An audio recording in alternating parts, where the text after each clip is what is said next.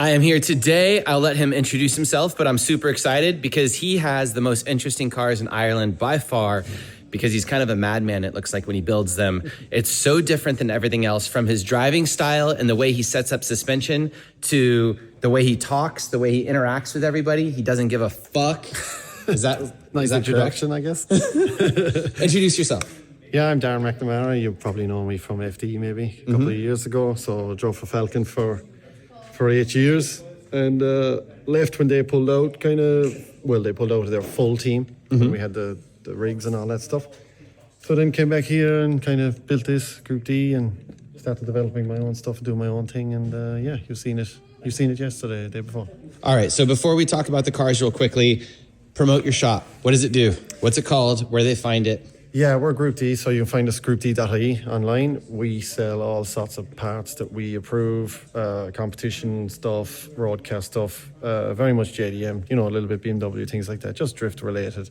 And then we fabricate and make custom parts. We have a lot of US customers, especially in the A8016. We do everything at A86. That was kind of our bread and butter before we moved on to other stuff when the Silvia market became a bit more... a bit more serious rather than a lot of Chinese crap. And so that's what we do. We sell a lot into the US, and then we fabricate, make cars, build cars. We do a lot of road stuff now that the JDM market has gone so lucrative.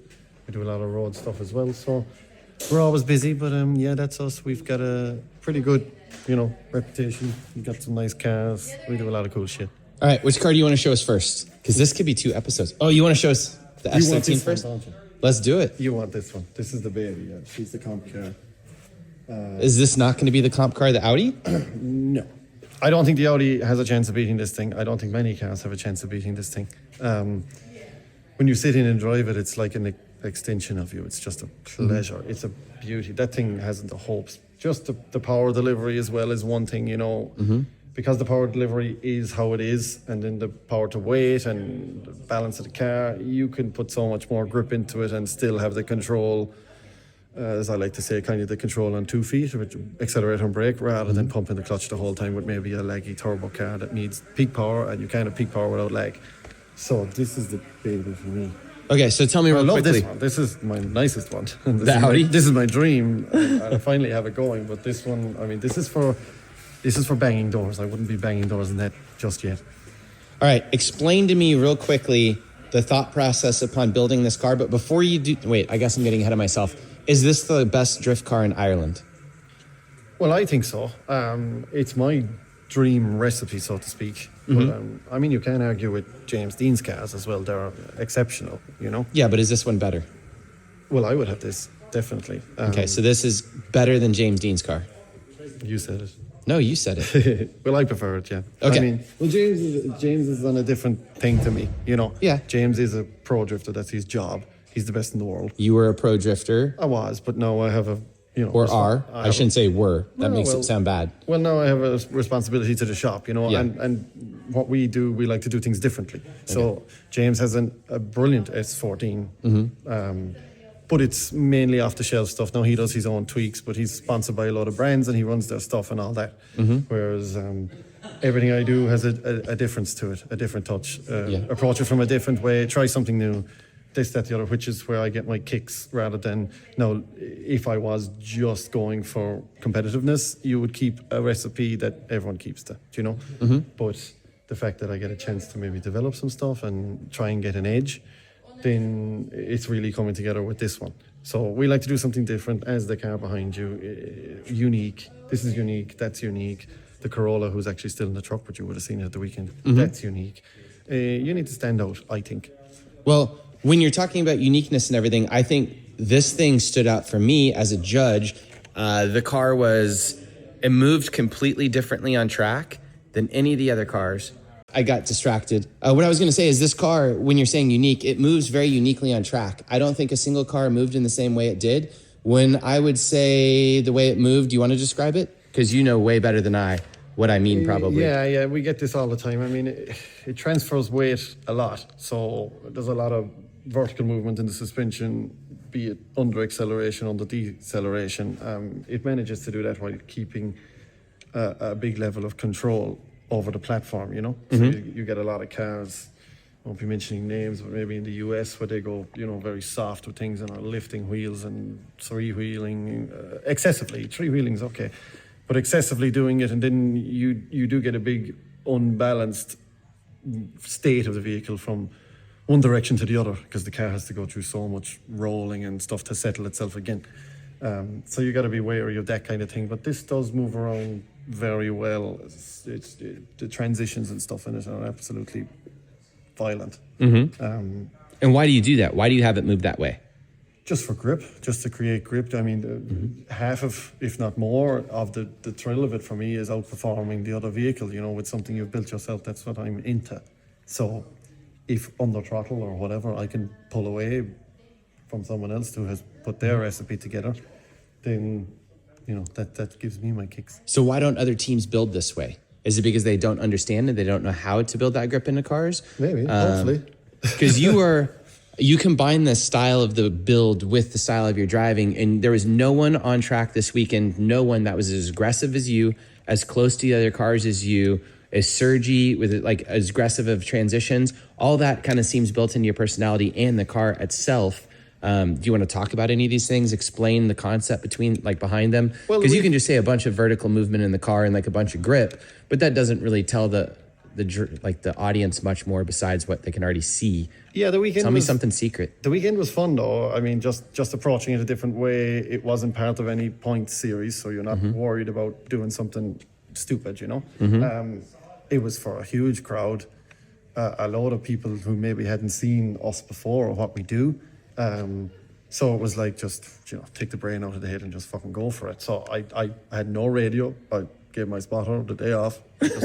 So I was just going full kill every lap. So in practice, I just concentrated on making the car as fast as I could drive it.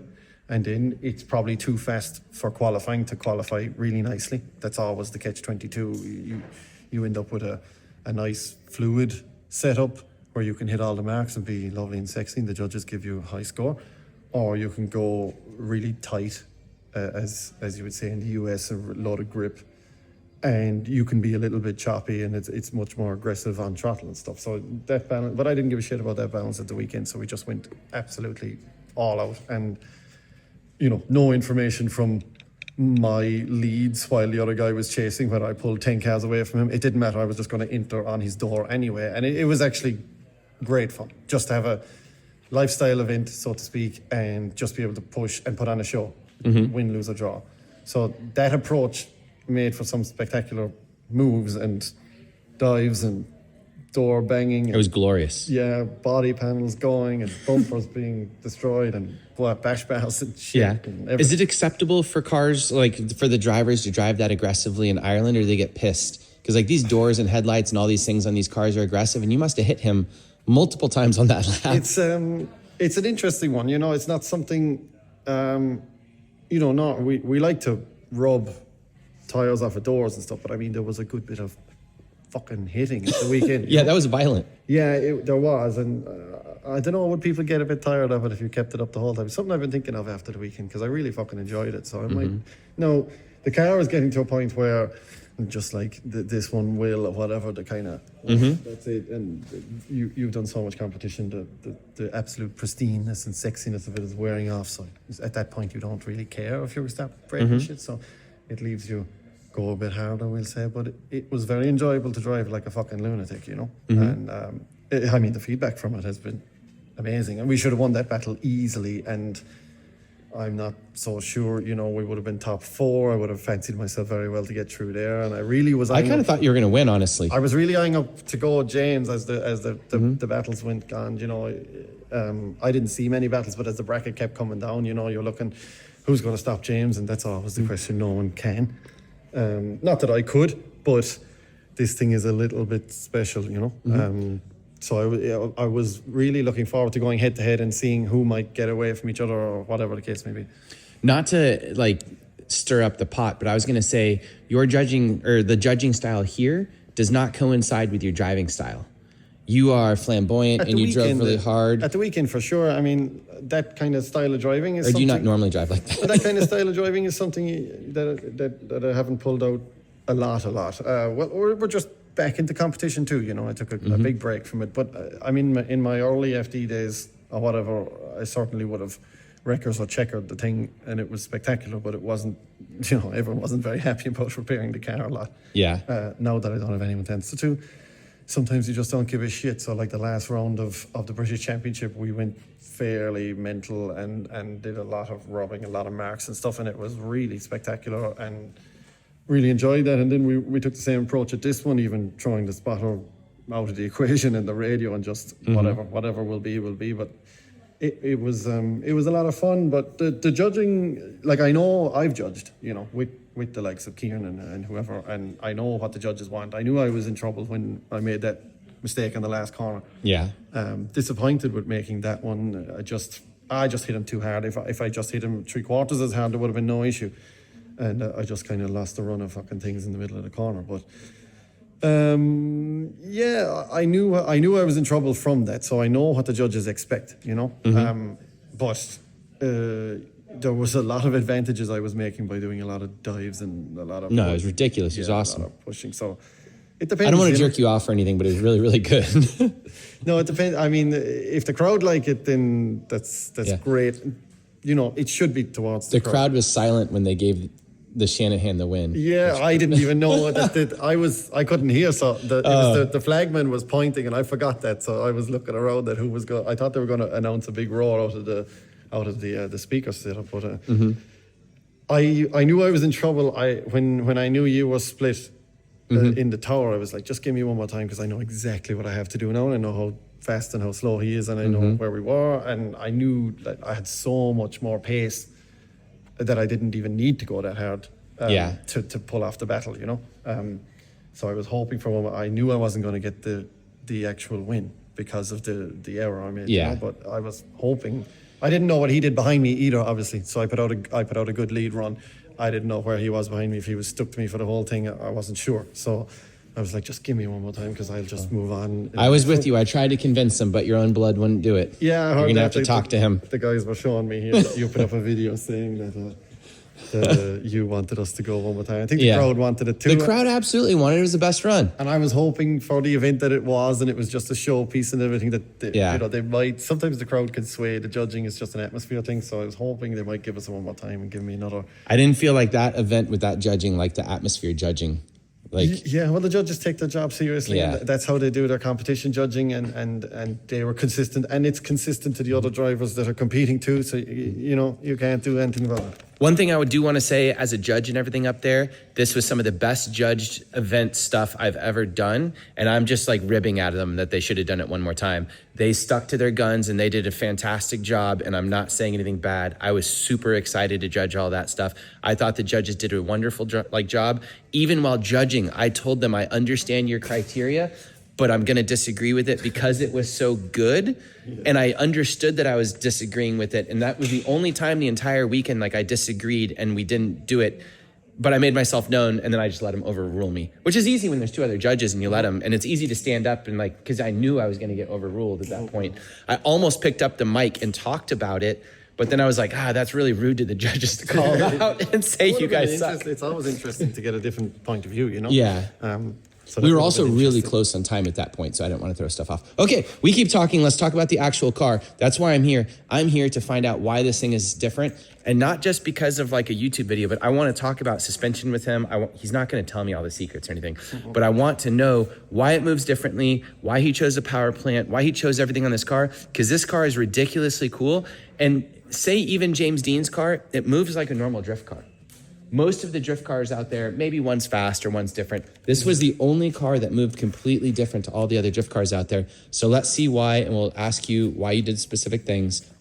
Well, I've already shown this car a tiny bit, by the way, in some like the Who Will Win video, but we're going to talk about it in much more detail. So go for it. Yeah, let me get a ting and just cut and come back. A ting, I'm not yes. I'm not holding it. I love their accents here. Oh, look at this. It's an asymmetrical bash bar. I didn't even think. Oh, wait. Is it asymmetrical because he bent it? Maybe because he bent it. All right. Let's get up here. The first thing about this car that I would say is different is it has spaghetti manifolds, which is way different. Comes straight out this side. This looks way more like circle track collectors and all that kind of stuff. It's a sprint car motor, you said? Yep, 410 World of Outlaw sprint car engine. So everybody else runs JZs out here. Are they morons? No, JZ is a fantastic engine. We build loads of them. Availability to this kind of thing is impossible. It's just a fact. This was the spare engine from. But you could choose to do a JZ if you wanted. Why'd you do this? I had a JZ in one of these before this.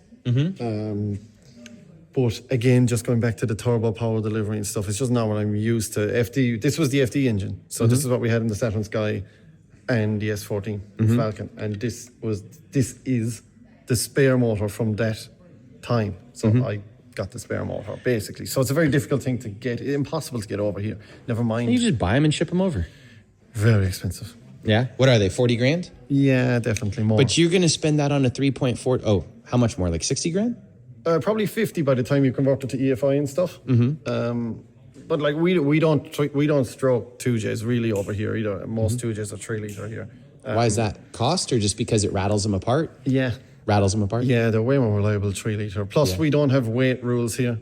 So you're not carrying around a couple of 100 kilos more based on your tyre. So again, the crazy 1,000 horsepower power delivery from a stroker, it's not needed. You can win here with 6, 7, 8. You can win. But you chose to do this motor. For the audience, explain why a sprint car motor is better. What makes a sprint car motor better than like a LS7 or like a stroked, LS1 or whatever this? It's way better. I mean, Why? this is a racing engine. So, I understand, but the audience doesn't understand. yeah, well, every inch of it is built for motorsport. So from the block, it is constructed for motorsport. So everything is taken into account for performance. Same with the crank, rods, valve train, everything, harmonics, everything. Everything is taken to the nth degree. This is the GM small block Chevy. There'd be a Mopar, there'd be a Ford, and they have so much support in that series. They just go to town on the details, and it turns into a beautiful engine. So revvy.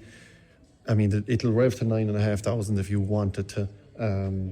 It's just a different experience altogether. The low-down torque is unbelievable. I mean, to get yourself out of trouble situations, not having to kick the clutch and stuff, you can just concentrate on 1 foot for the brake, 1 foot for the accelerator. It's a different thing. I'm not really good at that, getting myself out of trouble on the clutch thing, because I just developed myself using this. I play devil's advocate a lot. That also sounds terrible for drifting, not clutch kicking or all those things. Like you watch some of the supercharged LS cars that don't sing. Like this obviously sounds cool. Yeah.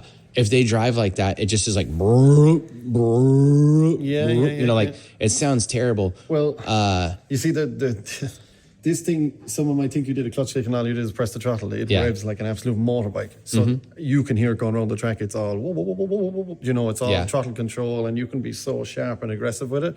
Obviously, there's a lot of handbraking involved too. So you are, making all those noises. It's very difficult to have a rolling RPM through a track, and quite boring, especially if you want to be so snappy and aggressive and have a good dynamic run, as you would call it. So the sound of the car is an event in itself. The appearance of the car, the way it moves.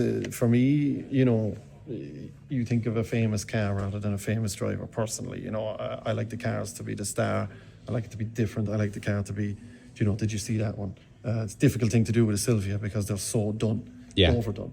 So we just went to do it with a Silvia because it's what I would choose for comp. Have you tried one of these with a carburetor? No, wouldn't be bothered. Why? Carb is just so old school technology. This is Kinsler ITB's Haltech ECU, full control everything, engine protection, the whole lot. All the upgrades, just... But what's the specific reason?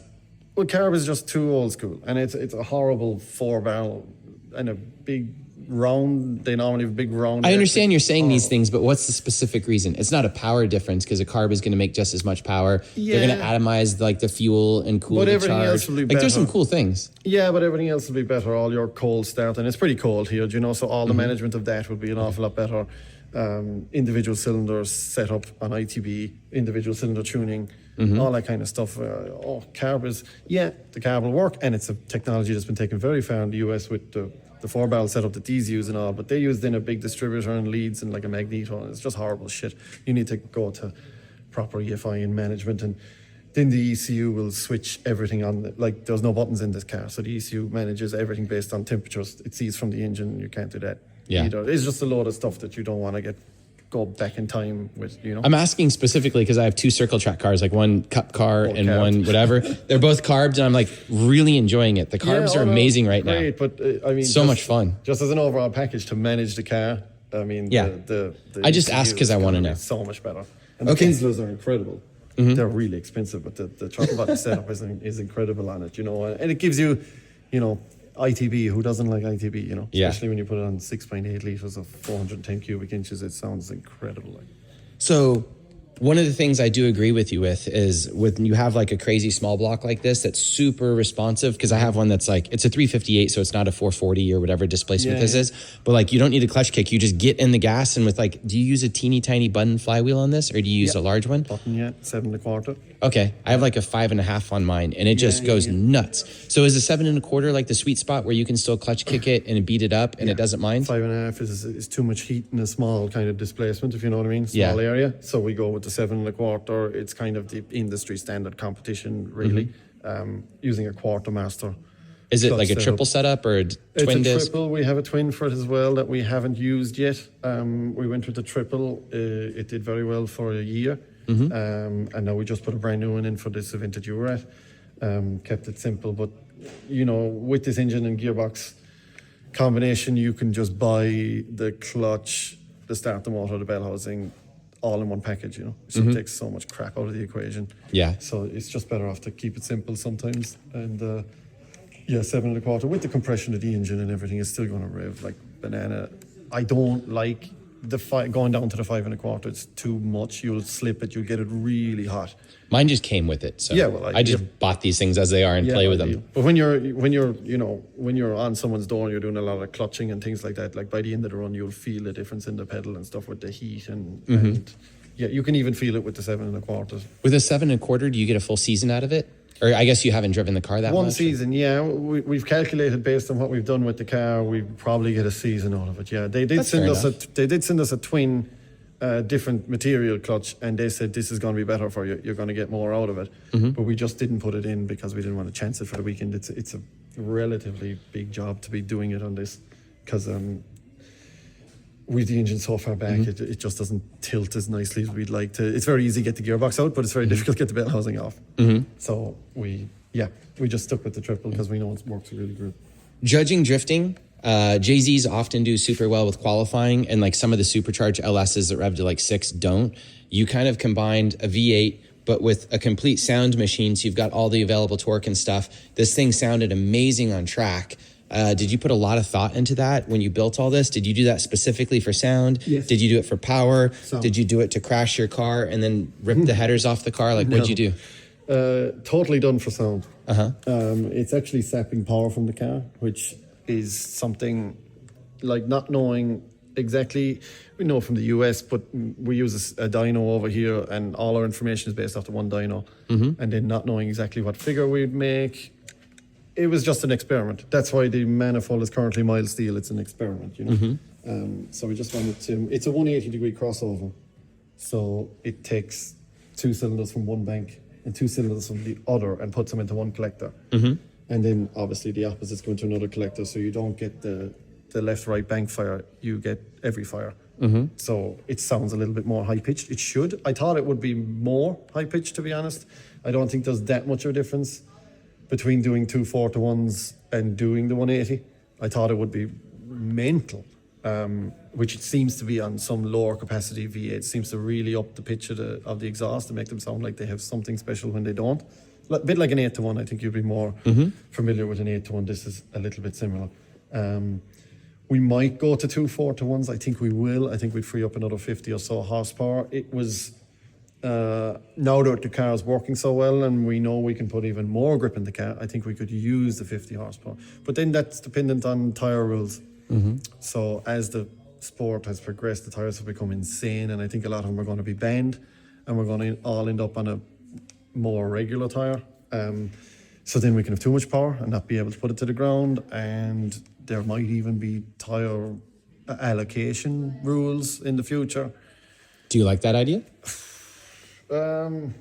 Sucks when you're trying to win, but it's kind of cool for the sport because it limits the builds and keeps the cars more reliable and keeps them cheaper to run. Well, it depends but on... if you're at YOLO world like level best driver in the world, you want to show off, and who cares when the tires are paid for? Well, it depends on the course, doesn't it? I mean, it's difficult to put in a rule like that going to multiple courses. You can have a really short course where you get 4 laps in a pair of tires. No, I've never even got 4 laps in a pair of tires, but you could have a really short course. Then you could have a really long course, and you're like, I can't even get to the end of the second one, you know? Mm-hmm.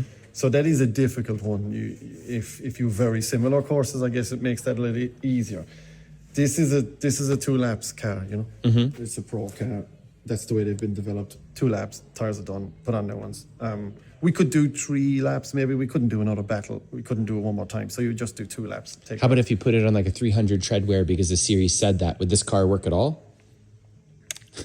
If everyone's on the same tire, then I reckon we can win. Mm-hmm. You know, because that's what, you know, if there's a level playing field, I hope we can out-engineer the competitor. That's what we do. Yeah. So if everyone has the same, that's why we did most of the British Championship this year, because they just went to a 1 tire.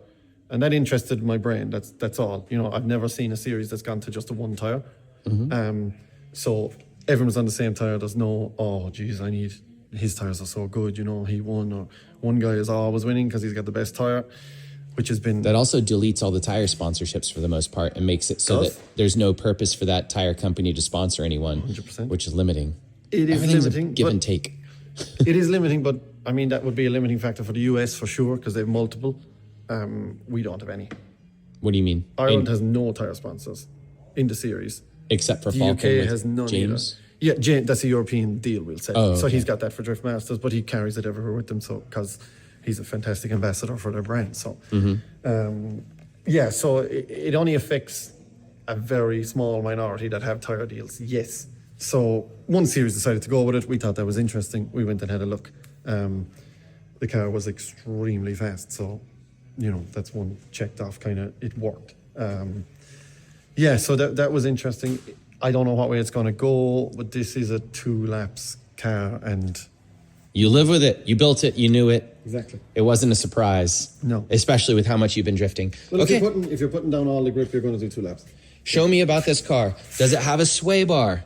None on the front. No sway bar. Wait, no sway bar in the front, but it does in the back? No, there's none in the back either. Oh, okay, so no sway bars at all. That No. talks about part of the transition of weight and all that stuff. Mm-hmm. What kind of coilovers? Custom coilovers. You made them? Yeah, they were made for us by a company. The front pair are from a different company to the back pair. So you gave two them, different companies. you knew what you wanted and you got them made for you. Yeah, so they're custom made. It is running an old WiseFab kit. So that would be one of the very first, we say the V1 as they call it, but it's totally modified. As you can see, it's been chopped up, the whole lot. What did you modify it for? You don't have to tell me exactly, but like what's the thought process? Just to do away with a couple of the downfalls from the V1 kit, their first one, you know. And now, to be fair to them, they've done away with that in their V2, you know. They keep developing also. So we just took it as a package to run trail, because we wanted to run the trail setup on the front, and then whatever modifications we decided to do, the trail is the important part of the whole thing. We say you either go high caster or you go high trail. So we went with the high trail setup. Nothing fancy on the top. You can see that's all open knowledge. You can see all the holes in the top from running all sorts of different things, which is interesting. Yeah. So actually, that's kind of crazy. You used to have it back there. Now it's up there. Yeah, Does that tell me anything? Well, that's a high caster setup in the rear, and then that's your trail setup on the front. So that's from running different types of knuckles, different control arms, all sorts. Interesting. What's the caster on this thing? Can you tell me? You're like, no. It's about 5.5 or something like that, I think, yeah. I think so. Yeah, this is pretty easy, pretty straightforward stuff. In the grand scheme of things, that doesn't contribute to the be all and end all of what's happening. I'm trying to steal ideas here. here. Have that one. That's okay. All right. What else do you want to tell me? Do you have to preheat the oil in this motor?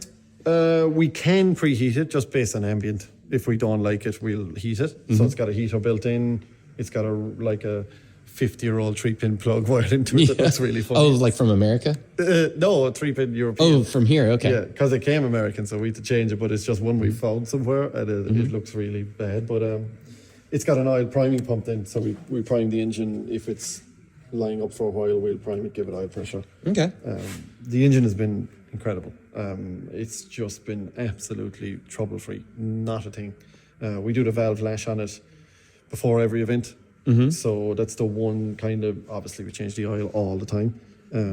But from there, it has been just such a good engine. But we're not even stressing it that much. It's got a way harder life in a sprint car than it does with us, you know. This priming pump, the NASCAR guys pop the belt off, right? And they just turn it. And is this like a new school thing to do it? Yeah. Or is it like your own idea? No, it's Peterson parts. So we run Peterson stuff on a lot of the cars. So it came from the US. It's a really nice thing they have that you don't have to be doing the old school way of priming it. No, it's an extra component, which is probably unacceptable in NASCAR to put in an extra component. Oh, that's probably true. Just pay a guy to take the belt off is got to be, the engineer would pay a guy to take the belt off rather than add a component and add some lines. But for this, it's just, you got to make it simple to work on too. Like I've done cars before, made those mistakes where you have a bespoke car that's all sorts of intricacies. It's like working on a single seater, you have to remove 10 things to get to the thing you want to get at. So that's bullshit. In drifting, you have no time. So you need to make a car that can be fixed in 5 minutes all the time. Just to tell you guys something, I don't know much about race cars and I'm an idiot and I'm constantly learning about all these things as I buy them or do these. So this is like for my knowledge because I have this stupid NASCAR. We have to prime the system, like, and then, like we're warming everything. So this is for my information also. All right, what else? What excites you about this car? Tell us about cool details. Tell us, I don't even know what to ask, if you know what I mean. Yeah, I'm just asking little details. And this is kind of more of I don't think this is a video for the average YouTube viewer of drifting. I think this is for someone that knows who you are and is interested in this car, because this car is mental. This is one of the most modified 240s out there that moves way differently. So keep going. Tell me about stuff. Yeah, well, I mean, I don't know what to ask. The thing was to always get one of these engines and get it in. Obviously, you have a small block Chevy way more compact than an LS as well, so it just fits in there so nicely. You have very little weight out over the front wheels as well, so we can manage the front to rear. We can make a much lighter package without getting it too nose heavy, because with a 6-cylinder cast iron block, you can find yourself only being able to remove weight from the back of the car all the time because there's nothing left to remove in the front, because you have to have your engine, you have to have your suspension. Keep going. Yeah, so the packaging. Oh, did you say it was aluminum heads or is it iron heads? Oh, it's all aluminum. Yeah. Okay. Yeah. So the packaging. I don't have a sprint car motor, sorry. You're cast iron? Because the NASCAR ones are all, a cast iron. Yeah, so I don't have a sprint car motor yet. This is 130 kilos of a motor, so like 270 pounds or 280 pounds or something. Holy cow. Yeah, 280. No, that's lighter than an SR. Yeah, it is the same as an SR. Yeah. Holy cow. It's the same crazy. As an SR. So I would think an SR is still over 300 pounds because the 2JZ is like 550 pounds. Yeah, this is... It's half the weight of a 2J? That'll be a dressed 2J, we'll say. Okay. So once you start putting in turbos and intercoolers and pipework, and that all comes into the equation, it's all out the front. Yeah. So all your intercooler pipework is all out past the center line of the suspension. Your turbo is rarely behind the center line of the suspension, very rarely. If you want to even look at it or get at it, it has to be in front of the engine almost.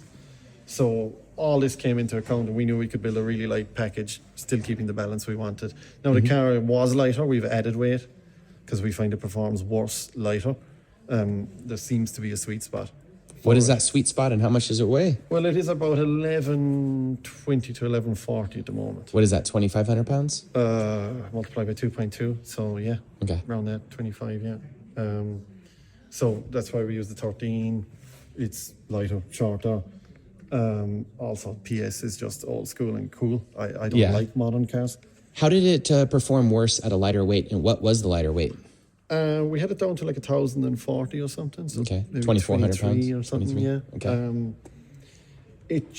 It reacts much more differently on and off throttle when you do that, and it's something, to put it into layman's terms. When you pitch a car in and it's able to float and have a nice balance for that, you can lose that very quickly with it, and the car seems to load up energy, and it becomes more like a rubber band where it just wants to go back the other way. Interesting. If you know what I mean. So we've had that issue with cars before, and it can be from too much tire grip. For me, it seems like if you keep making a car lighter, you kind of keep increasing the width of the tire, if you want to think of it that way. So the back gets more and more and more grip to a point where off throttle the car is absolutely terrible. And you need that off throttle balance because you have to do it a lot, So you can see a lot of cars that are not performing so well you can see them be a total different animal on throttle than they are off throttle, especially with a V8, because the low down torque of a V8 will mask a load of problems down low.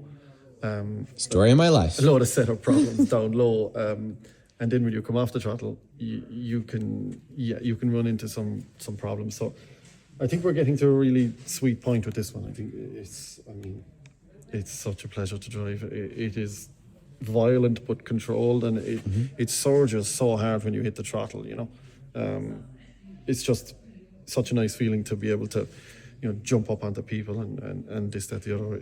We've got a very basic braking setup with it as well, which is it's just on the Skyline fronts. Obviously, it's not having to stop a lot of weight, so that increases the braking performance. But it still runs a servo, so it still runs an assister, a vacuum assister on it. We have it electrically assisted because we have no vacuum from the ITBs. And would you not just run manual brakes on this thing? You don't like them? Never got them where I liked them. I understand that. Ever. In all sorts of setups, all sorts of cylinder sizes, all sorts of crap, all sorts of pads, even residual pressure valves in the lines, all sorts of things we went into, never got them performing. In drifting, you don't get a lot of heat in them before you leave the line, and you get like 30 seconds of working on the brakes, which they're not even that hot, so you have to go really aggressive with the pad. Just never liked it, and I think I'm more of a fingertips and toes driver, just like soft inputs rather than, you have to put a huge amount of brake pressure into a non-assisted setup. I'm sure, given time and money, I could possibly get there with someone else's, knowledge. I'm not a brakes guy. I'm sure someone could do something to make it be nice and perfect, and it would be preferable because the vacuum assist obviously is variable depending on how many times you pump the pedal, which isn't ideal. But this is cheap as chips, Skyline fronts. It's got Nissan master cylinder, Nissan servo, and it works really well with the electric assist. I mean, they're so powerful. So that's another brilliant factor about the car. I can overcook things and stop on a dime, and it's really simple. Now it has Willwoods on the rear with a 4-pot caliper for the handbrake, and then just the Skyline GTR 2-pot for the foot brake. One thing I'm very sensitive of is handbrake feel, and I don't like any other setup only than what I have. It's something we developed at Willwood in FD, and it's just kind of followed me. If I move to anything else, I don't like it. I don't like a basic car, we'll say, with a basic Silvia with a Skyline caliper. I just can't like it. You have to pull it too hard, you know what I mean? So again, going back to fingertips and toes kind of thing, just having all the controls easy and nice. Electric power steering comes into that as well. So we run, as you see, everyone here runs electric pumps. Why is that? I guess the hydraulics are bad. Running old hydraulic stuff isn't. Is it because everybody's a Jay-Z guy here, or? Yeah, they probably got the Jay-Z's kind of suck on those. They do. They probably got to the end of a lot of JZ ones, and then once we started going electric, I guess once a certain amount of people go doing it and it seems successful, everyone else kind of gets into it. So we all use electric pumps. It's a great thing. There's also an awful lot less heat transferred into the fluid because you're not mounting a pump to the engine, so you don't run a cooler or anything. So we've less parts, I suppose. We do have a 50 amp draw on the alternator then that we do have to take into account because we're running electric pumps. So there's pros and against. We don't have any performance, hydraulic pump manufacturers here, like ARE or whoever. There's some famous KC or something, KRE or something. Now that you say it so many times, I can't think of it. But I mean? I know what you're talking about. We used to have them in the States and all that. We don't have any of that kind of support for stuff over here. Okay. So we keep it simple, and we keep it simple. Look at this wing. We keep it simple. Simple with a lot of things. All right. Real quickly, I will show you the aero package on this car. You have a huge splitter. You have this thing here, vertical splitter. If you were a real race car, people would think somehow exhaust creates downflow or something. You have all these little dimple dies. You have wing with side mounting, with vertical mounting, with a center support, with 1-2 stages, with a side thing here. You have so much stuff going on. Does any of this stuff do anything? And why did you put it on the car? Nothing does anything, in my opinion. The shark fin is the only thing that might do something. Oh, Yeah, but you have multiple cars with multiple crazy wing setups. How can you keep doing all this work? You just like wings? Yeah, I always want to do a shark fin setup on a car. Well, you did. Now you have two. Oh, wait, that doesn't have it. Well, that is have it? like a period correct Pikes Peak wing from Audi. So that is on that car because it's my favorite one. This surface area and this surface area, possibly creating a lot of sideways drag. You know, it's something that can be messed around with. It wasn't done because I did calculations based on I want this much. Certainly wanted to try it. Regards any sorts of pounds of downforce or anything, it's all bullshit because this would be aerodynamically terrible. They are all over the place. I'm not going to push on it too hard, but do you think this would take 80 pounds of force sideways? I probably would, yeah. Okay. It probably would. I was going to say, how fast do you think you could go and throw this? You could throw it in at 150 miles an hour and that wing stay on? Give it a go. If it comes off, it comes off. Yeah. Okay. So yeah, that's the only thing. There's a couple of theories behind it, but nothing. It's not to be honest. It's purely aesthetics to make a total different mad car. It's a very unique portion of the car, though, and physically it looks like it takes up a lot of your workspace to get to anything. Correct. So it had to be a choice. Like you put this on, and then you either hit it every time you walk around the car and cut yourself, and like you're diving through it to try and work on it or something. Yeah, well, it is over the walls we use, so that is taken into account. So it rides, so you don't have to be ripping it off the whole time. Yeah, which you did hit a wall and it went over. We did catch it on one run. I know, probably due to excessive suspension squat, I would imagine. As you can see, that the wheel is coming out through the side of the car. Well, it's coming out through the fender. Yeah. Yeah. I see what you're talking about. Yeah. You squat so much that the car is coming through the fender there. Yeah, it's really moving, as you know. But the rear is very simple. We don't really have to do anything in the rear. It never uses a drop of water. If the battery is here, we have, just if it ever needs to be jump started, we have electrical posts in here that are really accessible. They go straight to the battery, so the battery is kind of hidden. It's got the quick change. It's done from below. Electric water pump, we use them as well all the time. So that's electrically done. The fuel is filled from the side. We never really have to do anything inside it. The only thing it fills with shit and rubber and stuff. Yeah. Biggest pain in the ass. But the thing has been, seriously, the car is reliable. It's been outstanding since Awesome. we've done it. So left-hand drive too, which is familiar for you. Yep. I'm really bad at right-hand drive. Yeah, it's left-hand drive, so that's pretty unique. Are you allowed to run all these hoses through the car without some type of boxing? Yeah, you are, yeah. I mean, some series can frown upon it, but whatever. You're like, whatever. Yeah. We die like men. Exactly. The seat is really lightweight, and I did pour a Formula-style shape of myself for it, which is something... No one does that. No. That's sweet. I find that it's falling apart now, because, again, it was another experiment, but... Would you do this again? Yeah, it's some difference. Nice. It takes out... Plus, no one else can borrow your car, which is sick. Which is ideal, except Dwayne McKeever borrowed at that time. But, no, it's nice to, because you take away that initial movement and you lose the feel, you know, if you're really solid in that. So I really liked it. So it's a G-Force gearbox, you know, simple side shifter G101, simple, robust, bomb-proof. The pedals, you can see, a lot of people look at the big guard that's on the clutch pedal, which is... Oh, I didn't even see that. Yeah, a lot of people ask questions about that, so that's just... All right, let me think for a second. I don't know, did your foot fall off of it before or something? Yeah, it falls off. Oh, your foot just fell off. I was like, what else could happen? You could put grip tape on it. It just seems to be a right-hand drive bad habit that I just put my foot against the tunnel and press the clutch, you know what I mean? And then there's no tunnel, so my foot was just going over too far, so I had to stop myself somehow. Okay. So that was a weird one that we never even thought of. Yeah, Haltech ECU, Haltech Dash, we used them on everything. Perfect, great product, zero problems, reliability, the whole lot. We never have an issue with them. We just pretty much tune them once and they're mint. This is all the same, Haltech and everything.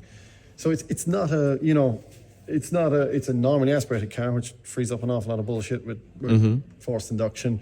It's got a gearbox that's very accessible, nothing spectacular. We have done, with the modification of front, modification of rear knuckles, and things like that.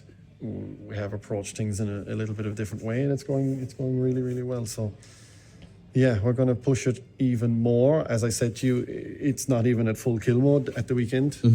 So maybe with over the winter, maybe do the new exhaust system, get it up over 700 horsepower. And Wait, it's not over 700 right now? not on the dyno we use. Oh, weird. It's only sitting at 650. Americans use weird dynos, though, I think. Yeah, that always everything high. is inflated. Yeah. No, look, I mean, that's the dyno we use in this country. If you go other places, you get more power or whatever. Yeah. So I always say 650 wheel or whatever is a lot, though.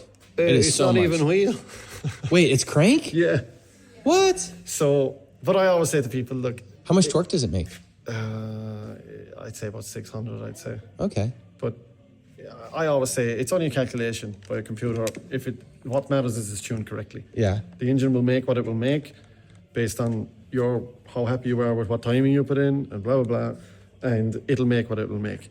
So it's I tell people if you also- look at it, sorry to interrupt you, but if you look at it on track, you're like, well, he's not lacking power compared to Oh, someone no, else. absolutely not. No, it's different. I was going to say, I have that little small block. It's like a 14 after 1 compression, 358, blah, blah, blah. And it doesn't make a lot of power not my NASCAR thing, the other thing. It makes like 370 wheel. Yeah. But man, if you told somebody it was 550 or something, they would 100% believe you. Yeah. People think this is 800 or 900, Yeah. They do. This is 13 and a half to 1 compression, so even less than you. Yeah, but it's way more displacement and a way better more. motor. Yeah. Oh, this motor is unbelievable. Mine was some sort of like class motor, so it's just bow tie heads and iron yeah, everything. yeah. It's nothing like But this. it would be a sweet little engine, Oh, yeah. I'm starting to love those things. That needs to be explored more by people. Like a 360 sprint car engine would be a beautiful engine at 500 horsepower, as an alternative. And I'm sure you can pick them up reasonably. If you know someone in North Carolina, I'm sure they'll find them for you, Yeah. So that's the place to be. Where we spent a lot of time in North Carolina, obviously, and we're, subjected to this kind of stuff. So your brain starts going and thinking, I need to get one of them. So, what kind of spring rates? Or just tell me the general ballpark. Like, you do super soft, or you do something weird to get stuff to get this mushy? Not as soft as you think. I mean, it's relative to vehicle weight. So I don't know what you consider soft. But it's not super soft. Like an 8 up front and a 5 out back, or like an 11 up front? It'd be like 10 up front. Okay. And be close to 5 in the back. But Okay. it's Is that so? You're just creating all that movement in the suspension created through so much tire grip then, because you're getting so much mechanical grip and then just not having sway bars and using that to your advantage? No. No? It'll move. Just whatever tire you put on it, it'll move. So it must have the interesting. droop capability on the front, which is one thing that's overlooked. I'll give you that. So you putting on your Chinese coilovers and stuff, they're going to just top out pretty quickly. If you are using a lot of vehicle movement to generate grip, they're going to top out pretty quickly. You're going to lose a lot of weight transfer. So that's one you can use. But getting the rear to do what it does is a total other thing. So that's what's really working well is the back. The back? The back. No, I love how you're a race car guy. Most drifters just tell you everything. I'm trying to milk stuff out of them here. Not that I'm going to use it. I just like to understand stuff. Yeah, so do I. But I don't understand much, but I try. I prefer to understand stuff off camera. I understand. I just It's my job to ask. To be honest, there's a few things done that are different. Other than that, I don't think it's that different. But it's just the overall package and a few things that we've done. The car is going so well. I mean, let's not give out too much information. I think we've got a lot of. Well, I think a lot of the information is like, how do you say? Some of the stuff is just silly, like the headers sound amazing. So it makes it from a judging perspective, you sound like you are going 10 tenths all the time, which sounds super exciting for everybody, including the crowd, including the judges, everything else. The amount of torque he has, he rolls onto the throttle a lot of the time. So he's not creating an instant snap in the drivetrain, upsetting the car where, it's jerking back and forth and doing all these things and upsetting the amount of grip on the car. You're probably rolling into grip, if you know what I mean, and utilizing what you have and not obliterating it all at once. So you roll into it. So there's not a crazy discrepancy between road speed and wheel speed if you don't want it to be. Whereas the 2J guys, like I was watching Adam LZ's car, he had to clutch kick that thing 13 times in a track. Every single time the car jerks back and forth, it weight transfers, and then it also breaks grip, does a burnout, and then falls out of boost, comes back, and he has to, continually do that. And there's so many mistakes in the driving when you do that. And then he's hand braking, you're giving the car 50 more inputs than it needs to do. Yeah. You're giving the car so few inputs for what it needs to do and not disrupting it. You're letting it just, do its thing and drive. Yeah, well, I mean, once it settles, it keeps the grip on and stuff. You can actually play with the throttle, so to speak, and make it sound amazing, and you're still going forward. The way this revs, it's all throttle control. So this will go from limiter to idle in half a second. So that's what you're working with, is your throttle control and your left foot, really. A 2J will rev slower and is nothing off boost. So you're going to have to keep the thing on boost, which is a lot of limiter bashing, a lot of, it's just slightly different. But then this, having the note that it does, it just, makes it unbelievable sounding. Yep. It sounds very aggressive, but it might be smoother than you think driving it, than it looks from the outside. But the fact that you can give it extra whips and extra blips and everything, even on the entry, just an old school turbo habit where the thing moves in a straight line absolutely flat out, and you give it one pull of the handbrake going in, you give it a whoop, whoop, whoop, but this thing goes like so high and so high pitched, it sounds amazing, and you punch it in when you leave the clutch out. You've got all those things. You'd rev it to, turbo style. You'd blip it on the handbrake if you didn't need the foot brake and stuff like that, and then it just sounds so good. But it can be quite smooth. I mean, the car is getting to a point where it is making a lot of grip, so you can't be old school V8 guy just rolling lazy in and out of it. It does dive and go when you press the throttle and stuff, so you have to be smooth but aggressive at the same time, because it will go. Its job is to make grip, Would you have built this car if you didn't work with ASD and all that stuff on the? I learned a lot in ASD. It was very, very interesting as a young guy to have an engineer to listen to and all that. And then I worked, of course, with Mike Kojima after that from Moto IQ. And Mike's ideas were chalk and cheese compared to ASD's ideas. So I got totally different ways. What does chalk and cheese mean? Oh, chalk and cheese, they're two totally different ways of coming to a competitive conclusion. Totally different. I mean, you couldn't. So chalk and cheese is. Okay. Is that not one you have? No. All right. Okay. Well. What is chalk? Anyways, we don't need to go down that. A blackboard, chalk. Oh, okay. Just chalk and cheese. Okay. Yeah, those are very different. So it's they were totally different at coming to a competitive vehicle. Yeah. I had exposure to one guy's theories and then exposure to another guy's theories.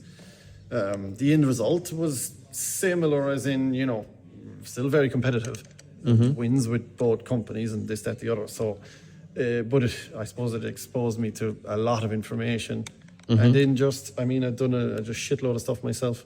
I made a lot of mistakes in my time with cars, and I've done a lot of things. But just willingness to experiment and stuff down through the years, and willing to do something and this, that, the other, kind of, it just build up a body of work. And then when it comes to doing a recipe and coming up with a recipe, it's just experience and that. And if you put a good driver into it, if you put a good driver in, they'll make it fucking work. That's the bottom line.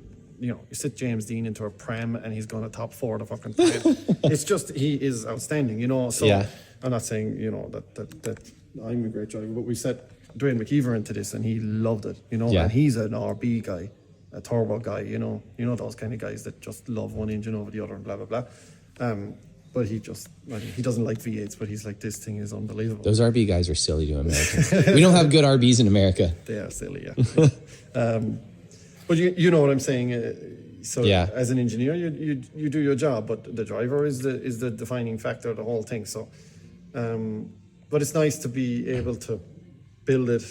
The rules here, you see, allow us to do this. Yeah. You couldn't have caught an FD with that thing. It would be illegal in so many ways. Okay. Very last question then, since we were talking about the rules and everything else. I want to shoot the car. And all right, very last thing. This is the car. This is like the ultimate expression of what you want to do to be competitive. Oh, God, now you're blown out. Yeah, I'll move this way. See a thing.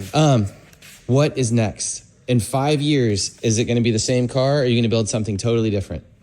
What is the ultimate thing? What do you want to change about this beautiful car?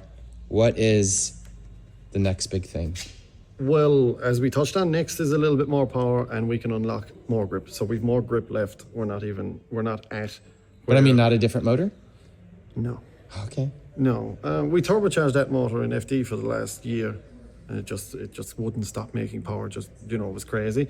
But then that suited really fat tire, really heavy car. And then you've all that shit weight in the front. It just wouldn't suit my theory here. This is like a transition monster. The way it just goes from one direction to the other, just like that. It's all about.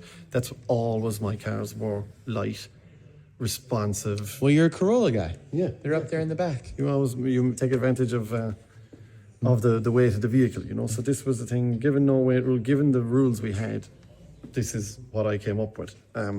What is next in that amount of time will depend on where the rules go. I would say if the rules are interesting to me to do something else, then I might do something else.